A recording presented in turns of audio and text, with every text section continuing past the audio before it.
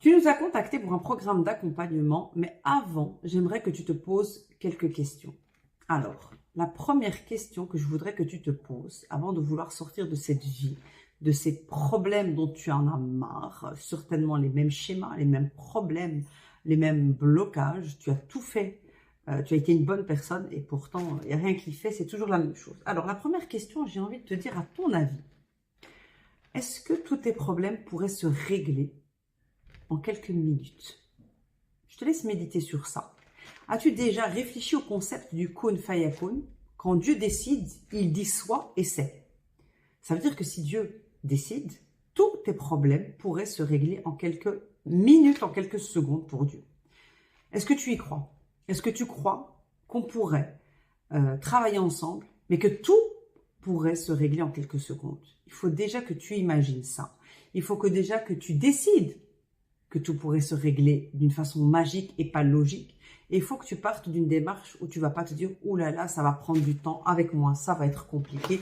Moi, c'est un cas difficile, ça va être lourd. » Donc, la première question, est-ce que tu y crois vraiment au kun fayakun? Est-ce que tu penses vraiment que tout pourrait se régler en quelques secondes? Ça, c'est la première chose. Déjà, c'est un contrat entre toi et Dieu et tu te dis « Waouh, si je fais ce qu'il faut, tout pourrait se régler rapidement. » Première question, intégrer le concept du kun fayakun, tout pourrait se régler en quelques secondes. Ok.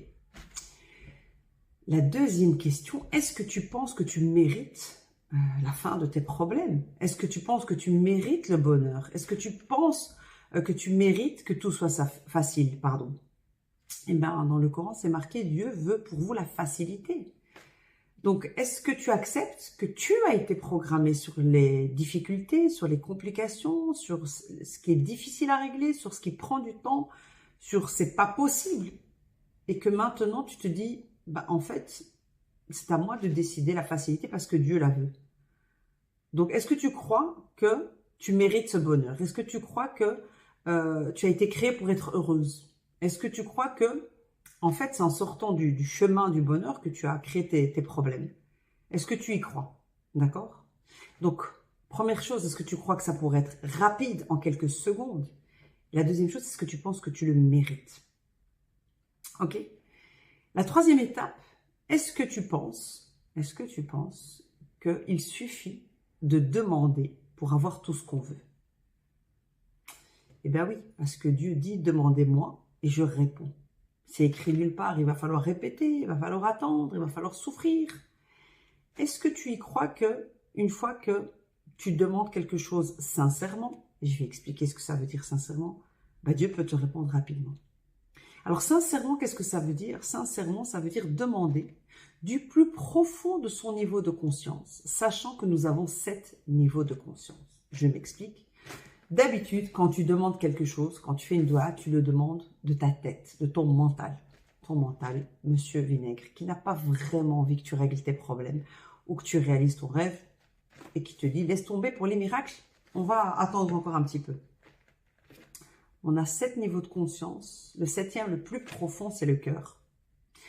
Donc normalement, quand on demande quelque chose du plus profond de son âme, kun fayakun, sur le moment, on le reçoit. C'est là où ton mental vient et bloque et te dit « Mais non, c'est pas vrai, ça prend du temps. Dieu ne répond pas toujours. » Ok? 3 questions avant de t'engager. Est-ce que tu crois que tout pourrait se régler très rapidement, en quelques secondes, en quelques minutes? Est-ce que Dieu en est capable? La deuxième, est-ce que tu crois que Dieu a envie que tu t'en sortes? Est-ce que tu crois que Dieu veut que tu sois heureuse? Est-ce que tu penses que Dieu veut pour toi la facilité? La troisième, si tu demandes, est-ce que tu vas l'avoir rapidement? Maintenant, comment demander? Pour pouvoir demander, il va falloir nettoyer cette autoroute du mental jusqu'au cœur. Ok? C'est ce qu'on va appeler nettoyer le subconscient. D'accord? C'est quoi nettoyer son subconscient? C'est purifier son âme. Et on retrouve ça dans le Coran. Celui qui purifiera son âme réussira tout. Donc Dieu nous donne le chemin pour arriver au niveau de conscience le plus profond. Une fois qu'on y est et qu'on demande sincèrement, c'est ça la formule magique, automatiquement tu vis des miracles.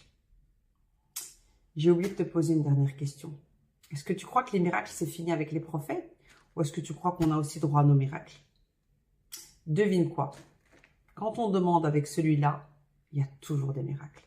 Quand on demande avec celui-là, il n'y a jamais de miracle. Pourquoi? Parce que les miracles, c'est pas logique. Lui, il veut la logique. Les miracles, c'est magique. Donc, je te demande de méditer sur ces 3 questions, sur ces 3 états. À quel point Dieu t'aime? À quel point Dieu veut pour toi la facilité? À quel point Dieu est capable de tout régler? Maintenant, toi, est-ce que tu en as envie? Toi, est-ce que tu es prête à t'engager en temps, en énergie, en investissement? Toi, à quel point tu es prête à prouver à Dieu que tu as envie de t'en sortir? Une fois que tu lui auras prouvé que tu as envie de t'en sortir, je te garantis, les miracles vont arriver comme ça. Bonne réflexion, bonne méditation.